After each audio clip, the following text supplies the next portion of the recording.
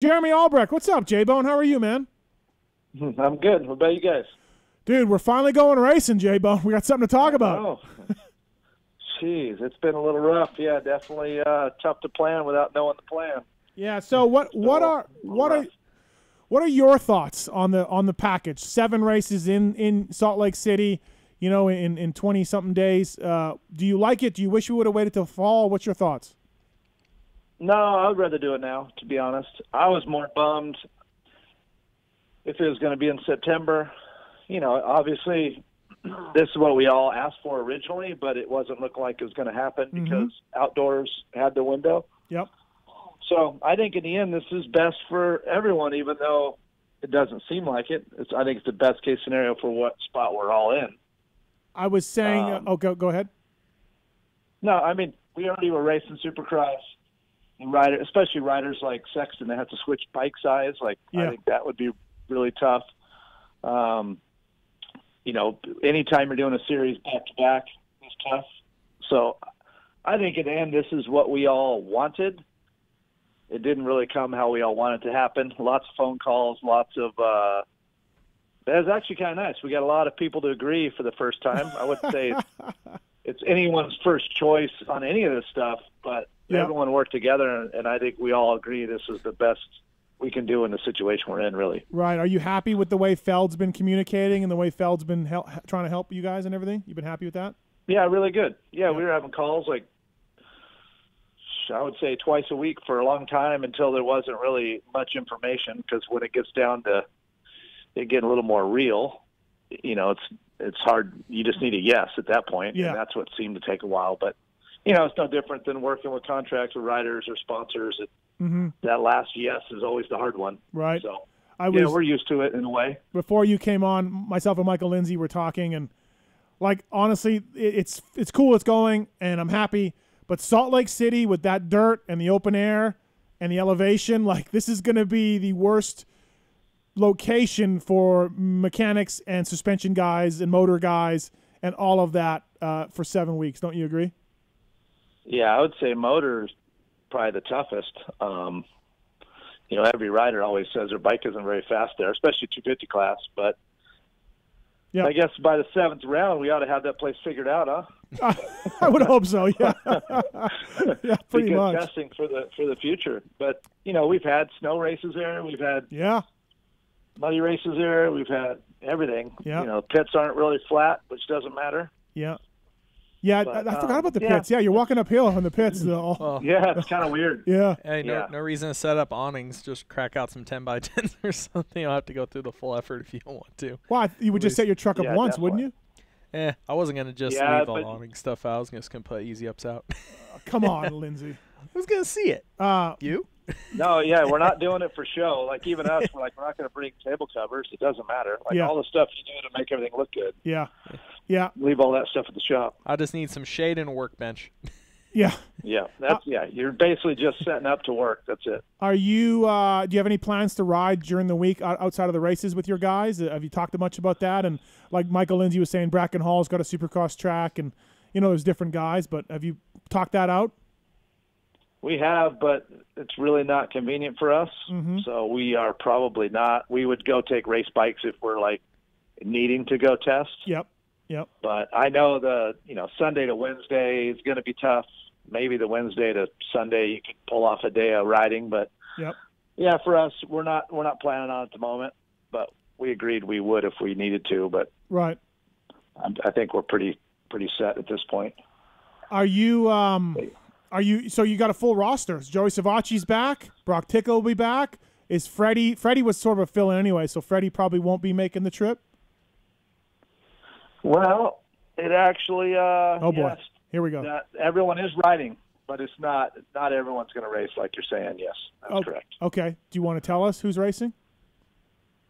No. Oh, okay. You guys will figure it out. The media always knows. You guys tell me. You guys always know everything before I do. So Brock's racing, and I mean, when Savacci, he's riding. He's back. I think I'm gonna guess Brock and Freddie only. I'm just guessing. Maybe Joey's got some issues then. With the only one I know is Brock. Okay. All right. J-Bone. All right. What about? That's it? Okay. God damn it, J-Bone. He's keeping you guessing for fantasy. Will Troll Train be there? Will Troll Train be there? Why? Yeah. Okay. All Why right. wouldn't he be? I don't. Well, now we're guessing riders, so now I figure I better break it all down. Yeah, I guess. Can we start guessing At staff? the moment, Yeah. the moment the guys are healthy, I love it. We're actually guys are going racing. Savachi's really been riding outdoor though. He hasn't ridden Supercross. He's on the fence because it's hard going back and forth. It is. And, yeah. And for him, he never had a Supercross setting really. We tested just early on just to go to Europe. So he didn't really have much testing to begin with, and then he got hurt. So he hasn't ridden any Supercross.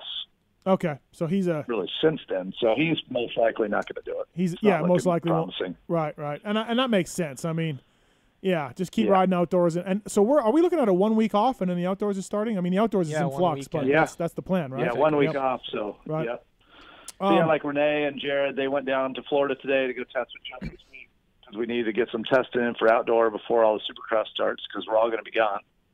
So you can't test after we leave. Right.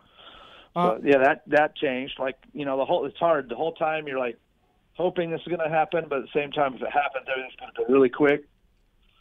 And then we've all been kind of shut down. We can only do, work whenever we need to, but not really like every day. Yeah. So it's been a weird time. It's been totally weird. It's literally, we'll be talking about this in 50 years about how about America shut down. Yeah. AJ, but were you guys restrictive at all on guys' equipment? Because I know like the Geico team put all their dudes on 450s. The KTM Husky entire group went like 3 weeks without doing anything. Did you lean on you guys had some guys injured coming off. Were you guys restrictive for equipment reasons, or were you stocked up enough that it wasn't an issue?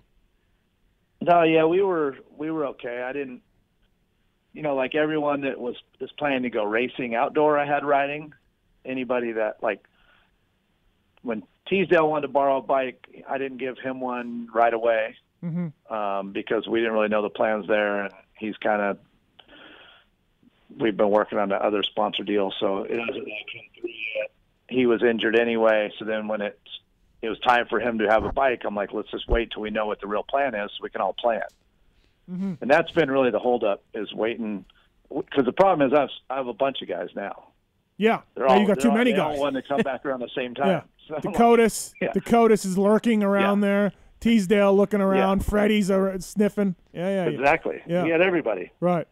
But we did, Savachi, Alex, Freddie, and Tickle. Tickle actually got a bike from BarX, and then we just sent him stuff for it because he was going to come here and ride, but he didn't want to get stuck here and then have there not be any races, so he wanted to stay at home, which makes sense. So yeah, it's definitely been challenging to figure out what to do and trying to guess what's really going to happen. And we started. Alex rode a lot of outdoor because that was the original plan. Same with Savachi, and then when we switched to Supercross, Savachi just figured he just needs to stick to one series and not probably a good idea. Both. That's really what he's talking about. Like he's still working on his foot, getting all that stuff going, and he's way ahead of where he originally thought he was going to be. So he's happy with all that. And he has good days and bad days, like everyone you start out after injury. But I'm happy with him, and he wants to come out swinging whenever that is. So hopefully we get an outdoor series schedule here soon. Yeah, you hope so. I thought it so. was supposed to be last week, but the it's not easy. Schedule we had lots is like of 2 weeks late, so we're still and that did come out today, so that was good. Vortex Racing bringing you Jeremy Albrecht, the vortexracing.com. Email Jake at Vortex Racing. Get the same sprocket Chad Reed, James Stewart used to win championships. J-Bone, you going to get an Airbnb? You guys going to stay at a hotel? Have you figured that out yet? I've been looking at Airbnbs now. Originally, they were only allowing us to stay at hotels, but then that changed. Yeah, that changed, right. I was wishing I could take my whole family and go stay in a motorhome, but that's not going to happen. Yeah. 30-hour drive for me is a little far, and they got to do schoolwork. The wife's got to work. It's not very convenient. People are hitting me up about, are you going? I'm like, I don't think I can stay up there for that long for all 7. I just can't. I have things to do in my life. You're going to move this whole thing there? Right. I mean, I'm going to do some remote shows for sure. We got the technology to do that, but I can't do that. And so I can't imagine, J-Bone, guys like yourself and team guys and families, and like that's a tough ask, but we got to do it. We got to do it. Yeah, it's not ideal for any of us. That's why we're looking at the Airbnb option. I think it'll make it a little easier. But again, then you're all in the same house. Like, how is that? Like, you don't really have your own space. We used to do that, though, and it seemed to work okay. We did it, I don't know, probably 5 years ago. We did Airbnbs.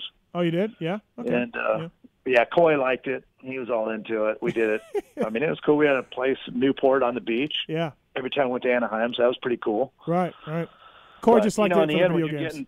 When you're getting that many hotel rooms, it does add up fast, and especially if we're going to be staying there for, it's really more than 3 weeks. Yeah. Because we have to go there early to get tested. So. True. I imagine for a team your size, automatically has to be, because I just did the math of like doing 2 hotel rooms for the entire length of it. It's cheaper to do Airbnb. As soon as you start getting to 4, 6, 8 hotel rooms, it's definitely a little better to just get the house and not actually be able to keep food inside and everything. Yeah, that's kind of what I'm thinking. Make it make it a little bit reasonable, help with the food costs, and everyone's not driving around trying to find food separately. We're not going to have everyone doesn't have a car, so we're going to be. I never thought of that. Yeah, take a little bit of transition there. Right, not everybody's going to have rental cars, and not everybody's going to want to be going to dinner and finding places to eat. And Airbnb does make sense for all of that, all those reasons. You're right. Yeah. That's where you start hitting up whoever's West Coast on a team like Brock. Hey, Brock, do you want to drive up and bring your truck? Yeah, for sure. No, I think I'll be driving. It's 5 hours from here. So if we were like within 15 hours, I'd do it. Right. 30 is a little much. Yeah. No, absolutely. Depending on flights and stuff, we'll see. Right. The flights I looked at today, I didn't get them yet, but they're not the greatest yet. So NASCAR's back. NASCAR's back, as we know. So that Cup Shop's get going a little bit. Obviously, look, I don't follow NASCAR that closely, but J-Bone, what kind of feedback are you hearing from the first round with no fans and limited teams and all of the stuff that we're going to be doing in a couple of weeks? What have you heard from those guys?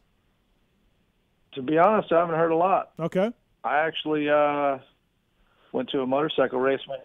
I went to Matt Walker's Silver Dollar race with my kids, because I asked what they want to do before I leave for a while, and they wanted to go race. So let them pick where they wanted to go, and it was crazy down there. So I just know motocross at the moment. I obviously listened to it while I was driving. Right. And we didn't win, so that was a bummer. But, as far as those guys, they're all in the same situation. NASCAR needs to do the races. They have a TV contract. That's how they make money. Yep. And all the teams need to race. So, whether it ends up to be not, I see some people complaining that they aren't going to get all the money. They should just stop racing, start at a different time. But even for us, like we need to go race.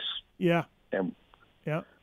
Our contracts are written really good, so it's not a big deal for us. But I think the right thing to do is go race. We can't be a race team without any races. We're not going to keep getting paid for very long if that happens. Yeah, listen, and I was starting to wonder how long we're going to be sitting around here. It's not going to last forever. Well, I was saying the same thing. Look, I'm the first guy to come down on Fell for sure. And I think they could do. I think they can be a lot better at things, and they can do things better. However, this is going to cost them money to go racing. This is the right thing to do for sort of everybody, and so good on them for doing it. It's not perfect, but it's something, man. So I agree. Well, everyone's going to lose money, so at least maybe lose less this way for them too. It's not a moneymaker at this point. It's like, let's not lose as much money now. Yeah. That's where we're all at this point. Keep money, at least not lose relationships too, and everything. I'm curious. All these sponsors we all have, they all, they're not signing up for exactly what happened, but none of us are. We all right now wear masks every day at work. We're going to temperature check. We're doing the exact same thing at work as what we're going to be dealing with there. So we'll probably be the only team used to it. Like it's pretty crazy at first, but it's actually not terrible. I just don't like the mask all day. That's my thing, but I'm glad I'm not a doctor, because I'd be wearing it forever. This is temporary at this point. Yeah. I don't know how I keep seeing people running down the sidewalk wearing masks out jogging. Yeah, I couldn't do that. And you're outside, like you'd think at that point you're okay outside. It's just being close to people. But I ran with a mask on the other day. I thought I was going to suffocate. Yeah. Well, now we have if all it's these. cold outside, I think I could do it. Now we have all these fake scientists on the internet that are Googling and saying wearing a mask is now hazardous because you're taking less oxygen in or something. I give up. Yeah, I give up. Yeah, the whole thing for me, there's an argument to every side. All I tell my guys, the only way we can work is to wear the mask. So do we want to work or not? Yeah, Whether we much, agree with it or we don't, none of us like it. Yeah. No. But it's what we got to do. Hey, J-Bone, I am curious. We were talking, and this is, like I said, I'm stoked to set this up. We're going racing. This isn't too much of a dig, but anybody with, like, I know a lot of the factory level teams, of course, are in the calls. A lot of smaller ones aren't, so we're all waiting around. I usually would have to call Keo or Tony after the calls to figure out what was said. So the schedule, actually where we were going, of course, seemed like Arizona was the plan there for a bit, and then things kind of went sideways for a week or two, and it was, it's going to be Orlando. I'm here in Houston, St. Louis. And then I actually have a lot of family in Salt Lake, so I actually reached out to some, hey, have you heard anything if the Utah Sports Commission can put this together?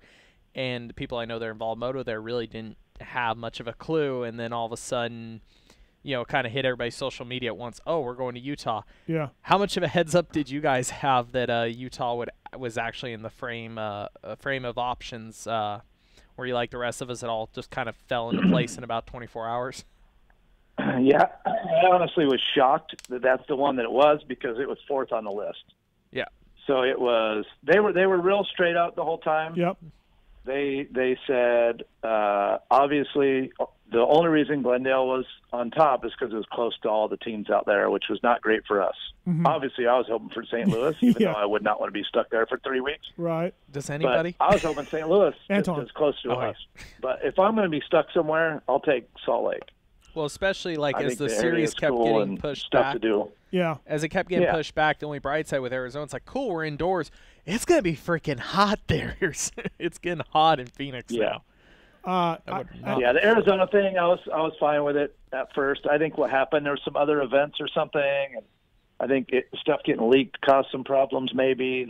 There's lots of things, but to be honest, I found out it was Salt Lake right when we were on a call, and I saw somehow Motocross Action got a tweet out while we were still on the call learning that it was Salt Lake, which I don't know how they know that fast. So I just assumed it was Basher, J-Bone. Yeah, he wasn't on the call. I haven't invited him on any of these. Oh, okay. I don't know. It's amazing to me. I really don't know how people find out so fast. Right. Like, you found out really fast. The other time, you tweeted stuff that was exactly what our call was 5 minutes before you tweeted it.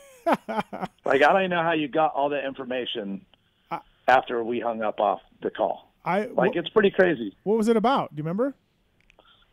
Just the first Glendale thing. Oh, okay. 40 riders. Does the name rhyme with Stan Schumann? You even had dates. Yeah, You even had dates, which was crazy. I was like, how does he even have the dates? Like, I listened to the call, and I made some notes, and I had to go back, and all your stuff was right on. Yeah, well, and someone asked me something about it. I said, yeah, what Mathis wrote is exactly what is true. That's what I do. That's all we know. That's what I do. Not fact. Right. But they do say every time, this is, it's probably going to change. Like, I mean, we had so many different TV schedules because really whenever we race is just what TV says. Right. So there was going to be Mondays and Fridays, then it was Sunday, Saturday. Like, there was going to be double headers at one point. I guess some riders didn't like it, which I agree with some of it. But, shoot, we'll go to Bercy and race 3 nights as long as they pay them good. Right. Yeah, no problem with that. Series, but they all can do whatever they need to. It might not be ideal, but none of this is ideal for any of us. No. This is the only thing I will say, a lot of people seem to be riding right now, so that's great. Mm-hmm. Yep. I mean, people have time. Like, I've been home more in this amount of time than I've been home in probably 25 years. Right. So it's been nice in a way. Like, I'm not all against it. If we could all figure out how to all make a living out of it. I just can't make a living sitting at home all day and yeah, me neither. Paid too long. Yeah, me neither. It's been fun though. Yeah. We're sitting in your home.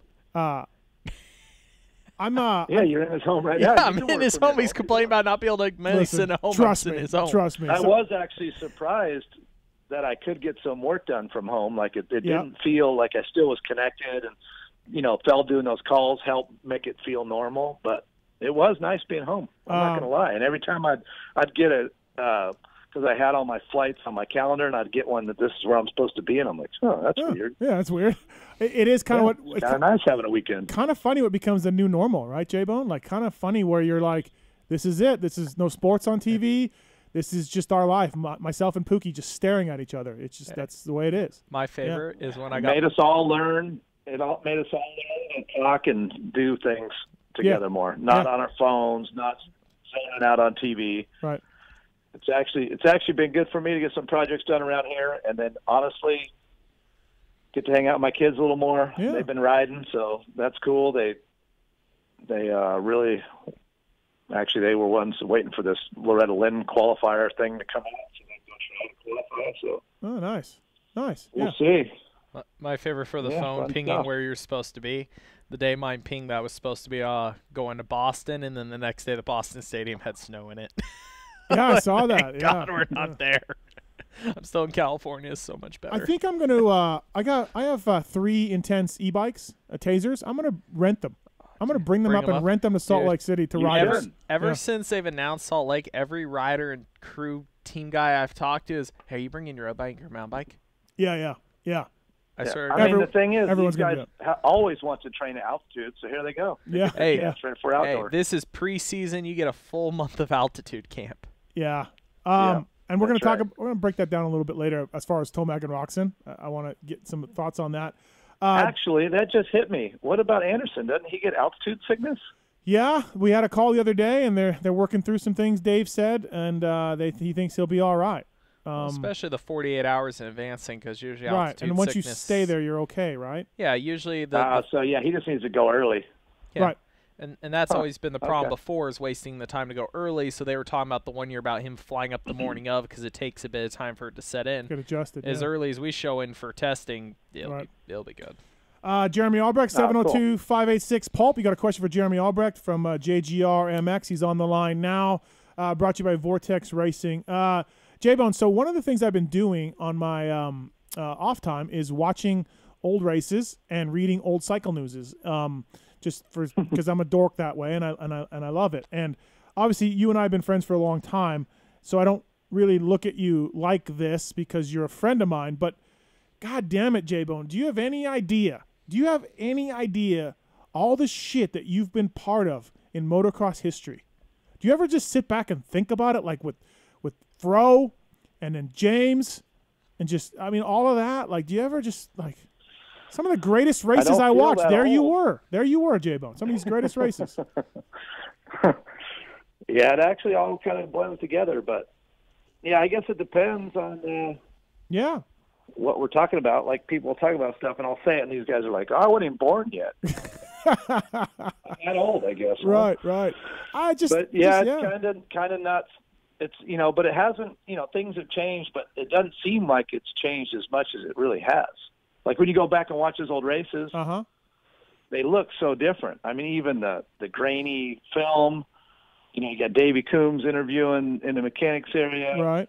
There's just like kind of pennants around. There's the mechanics area doesn't have hay bales, and all the cool stuff now. Right. Yeah, way different now. Yeah. But you don't, because it did it all slow. You don't see the progression in that. It's really pretty nice right now. Yeah. Definitely. I see probably these. Good to go back and watch it. I see these starting line shots, and there you are, and Cycle News, and there's a note about you, and then there's James and you, and then there's Fro and you, and I'm just like. Well, I definitely got lucky. I got lucky with the riders that we had when I was working at Kawasaki for sure. There's good guys. That helps. And Yeah. there's plenty of guys that have done it.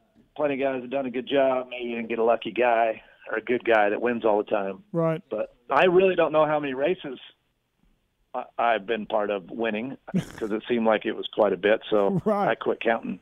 Well, I got one, But J-Bone, so yeah, I got when one. Someone's mad when they get second. Right. Yeah. I wish Yeah. I had that problem now. Hopefully that's coming someday. I Jeez. know. Well, I had Been a drought. Berlut and Skip in studio about a couple months ago, and we were doing a podcast, and same thing with those guys. I was just like, fuck, they were like talking about. Yeah, they've done a lot. Like Berlut. Yeah, Berlut.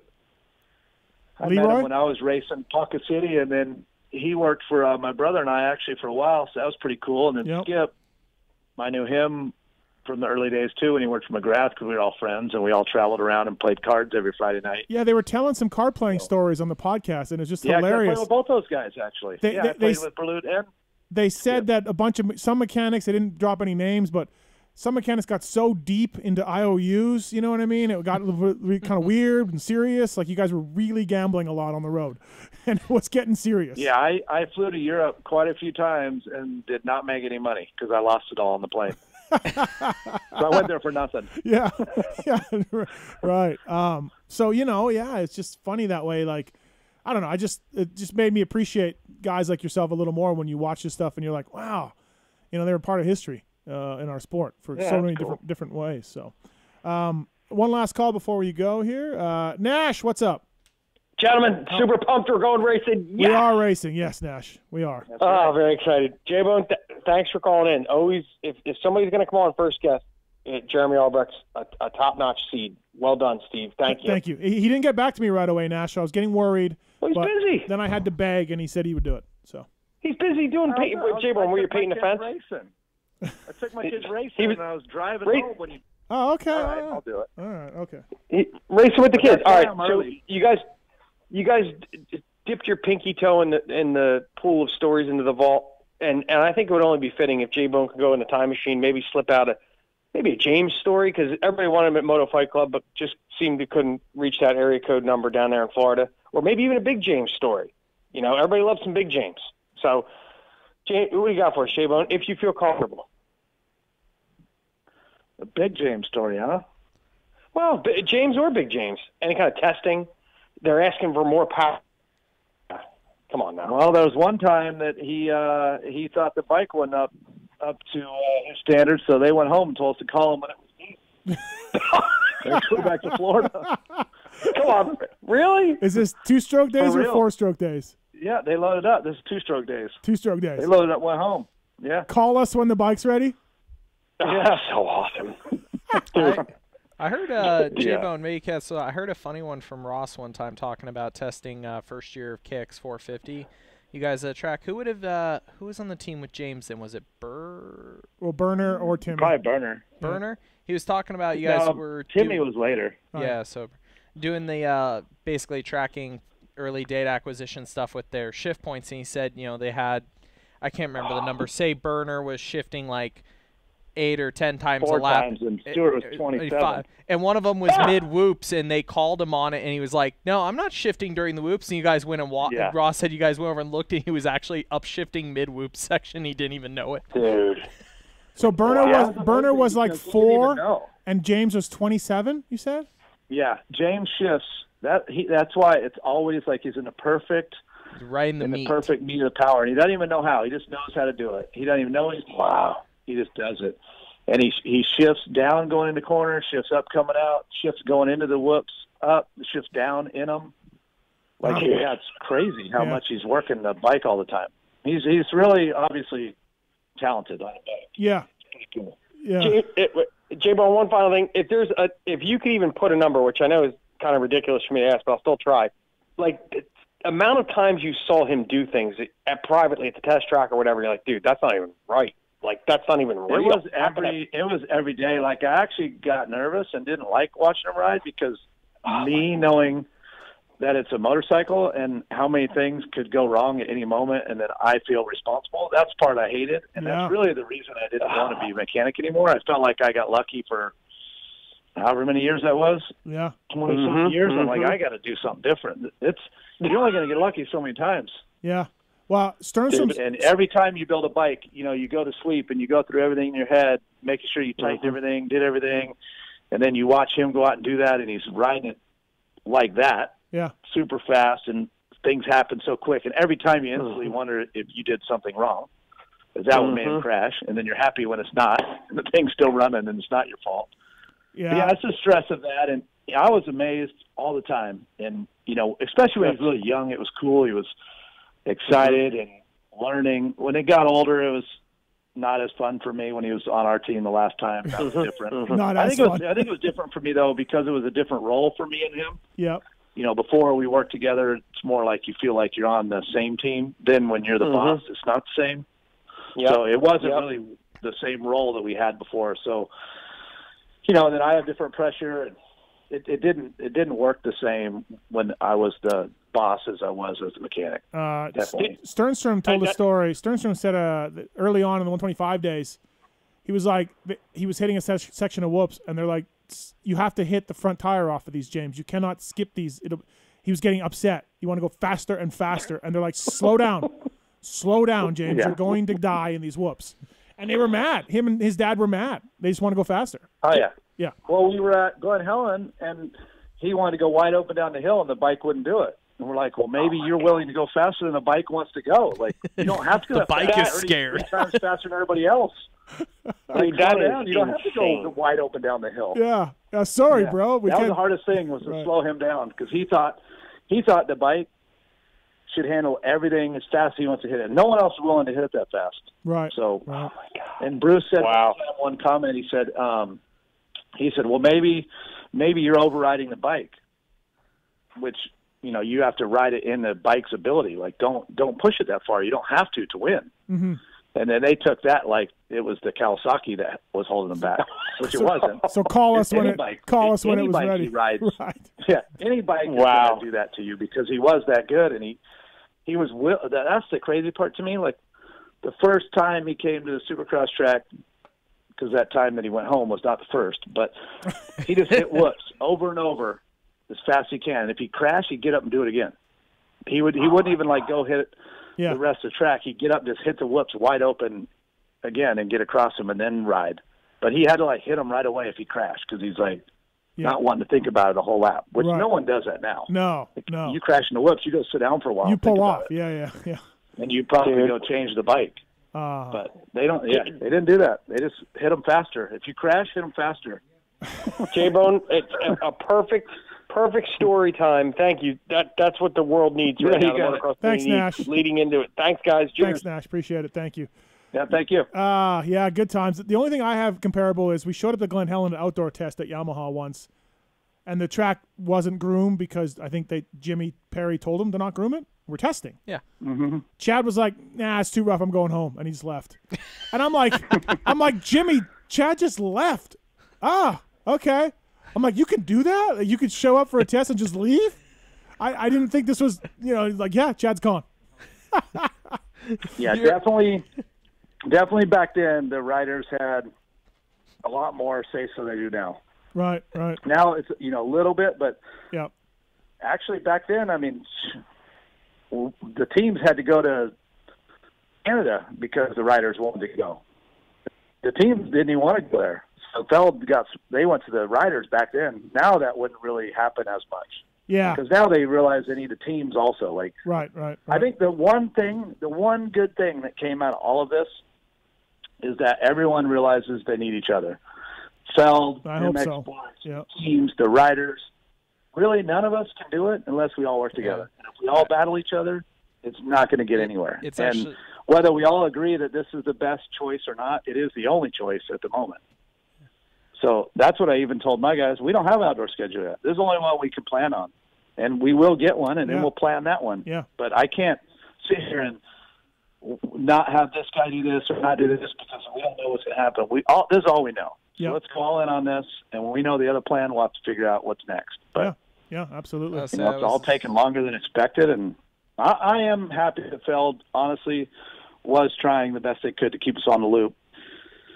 I have had a little bit with MX Sports, but maybe they're just not as far along yet. But we all do need to work together. That's what we're figuring out. Absolutely, that's great. If that's what happens from all of this, a closer sense of unity with teams and sanctioning bodies and promoters, it'd be fantastic.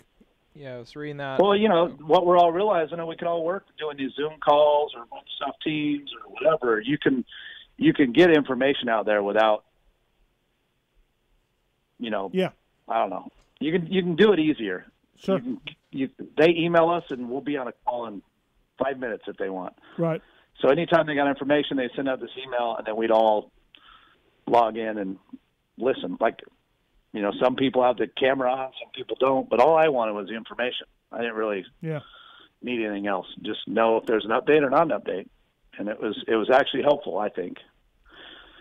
I was gonna say we were talking about just everybody needing each other. I was actually reading Vital this morning about guys kind of arguing. Oh well, if the cut purse one, a bunch of guys are throwing a fit or this, or like the fact that we all have to be there. Like, the team should just stand up and say no. It's like, well, Like she was, we really need to go racing to survive. Feld needs us there to race for them. So everybody just needs to work together.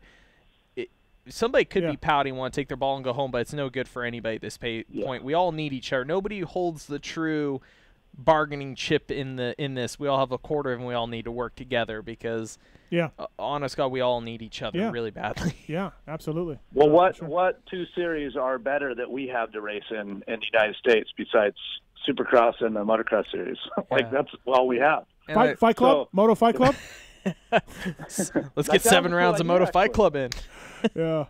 Like that was cool. It was cool. I think it was good timing to do it. I think it was a neat thing. I think we need more things like that. You need fun back in the sport a little bit. It's definitely gotten too serious, and I just think that this, maybe this time it's a little reset and make everyone realize that we do like what we do and we do need to work together. And it's not that it's great for everyone. Like, it's funny. Like we all complain Feld makes all the money. Shoot, they were the first ones to lay people off. Yeah. I was like, holy crap. Yeah. Like I was tell Coy, I'm like, these suckers that we all complain make all the money, they laid everybody off already. I wonder if that's going to happen to us. And then it just like kind of gets you going down this weird path, wondering. Yeah. And, it's definitely, but when I talk to them, they have events all over the world. So they were hit way before they hit the U.S., which I didn't think about that. So they kind of, I wouldn't say knew it was coming, but they were already getting hit hard everywhere. Well, so, I think, if that's all you do is events, how are you going to keep paying people? Yeah, doing events? Yeah, absolutely. Nope. Yep. Well, Harper, like so I wasn't bummed.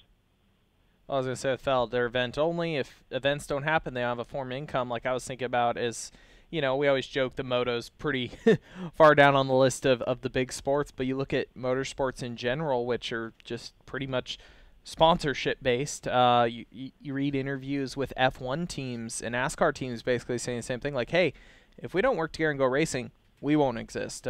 Reading F1 articles, you've got 12 teams there, and I think there was 5 of them like, if we don't race this year, we're done. There's 5 teams that are going to fold up. Like they can't exist through this because it sucks to say, no matter what form of racing we're talking about, you're a race team. You have to go racing to be there. Sure. There's no other way of making it by. J-Bone, thanks for the time tonight, man. Appreciate it. Yeah, you got it. I'm really stoked to get you on the phone, and I'm stoked to that we're going racing for sure. So we'll see you in Salt Lake, man. So it sounds like you are coming with your e-bikes, maybe? Yeah, I'm coming, e-bikes and everything. All right. Yeah, oh yeah. Cool. I'll be there. All right, well, I'll see you there. Sounds good, J-Bone. Thanks, man. All right, thanks, guys. Michael Antonovich coming up right away. Let's take a call first, and then get